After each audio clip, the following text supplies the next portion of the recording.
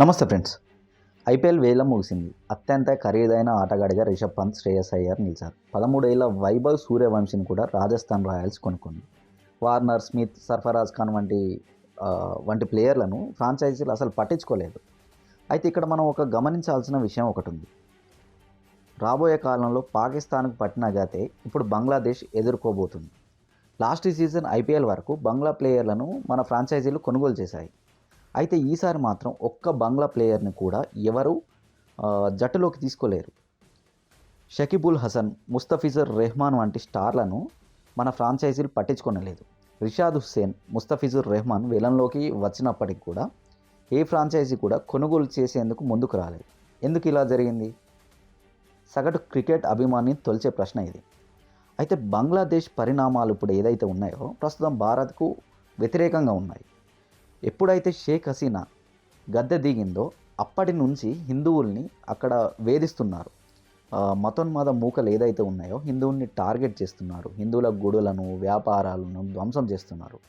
తాజాగా ఇస్కాన్ నేత బంగ్లాదేశ్లో హిందువులకు పెద్ద దిక్కుగా ఉన్న చిన్మయ్ కృష్ణదాస్ను కూడా దేశద్రోహం కేసులో ఇరికించింది అక్కడి మహమ్మద్ యూనస్ ప్రభుత్వం. యూనస్ ఎప్పుడైతే అధికారంలోకి వచ్చాడో అప్పటి నుంచి హింస చెలరేగుతూనే ఉంది. ఇప్పటి వరకు 2000కు పైగా ఘటనలు హిందువులపైన జరిగాయి. ఈ నేపథ్యంలోనే ఏ ఫ్రాంచైజీ కూడా బంగ్లాదేశ్ ప్లేయర్ను తమ జట్టులోకి తీసుకోవాలని అనుకోలేదు. అందుకనే బంగ్లాదేశ్ ప్లేయర్లను అసలు కొనుగోలు చేయలేదు. అయితే ఇలాంటి పరిస్థితుల్లో బంగ్లా ప్లేయర్లను ఫ్రాంచైజీలు అసలు కూడా చూడలేదు. వాళ్ళ పేర్లు వచ్చినప్పుడు అన్ని ఫ్రాంచైజీలు సైలెంట్గానే ఉన్నాయి. ప్రజెంట్ పాకిస్తాన్ ఏదైతే ఉందో పాకిస్తాన్ క్రికెట్ కూడా చాలా తీవ్రమైన ఒడిదొడుకులను ఎదుర్కొంటుంది. ఈ రెండు దేశాల మధ్యలో ద్వైపాక్షిక సిరీస్ జరిగి దాదాపుగా దశాబ్దం గడిచిపోయింది.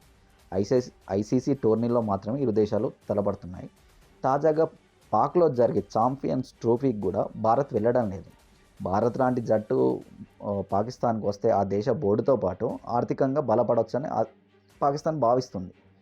అయితే ప్రజెంట్ ఏంటంటే పాకిస్తాన్లో సిచ్యువేషన్స్ కూడా వరస్ట్గా ఉన్నాయి. ఏంటంటే ఇప్పుడు తాజాగా మనం ఇస్లామాబాద్లో చూసుకుంటే మాజీ ప్రధాని ఇమ్రాన్ ఖాన్కు మద్దతుగా కొన్ని వేల మంది ఇస్లామాబాద్ను చుట్టుముట్టారు.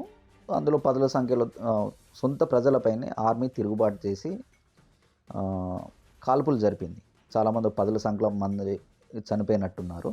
అయితే ప్రజెంట్ ఏంటంటే ఇస్లామాబాద్లో ఆ ప్రొటెస్ట్ ఏదైతే ఉందో ఇమ్రాన్ ఖాన్ ఎండ్ చేసేసారు. ఇప్పుడైతే అటువంటి పరిస్థితి లేదు.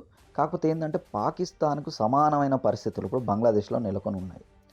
బంగ్లాదేశ్ ఏంటంటే నిజానికి బంగ్లాదేశ్ పాకిస్తాన్ కంటే అధ్వానంగా తయారయ్యే పరిస్థితి నెలకొంది.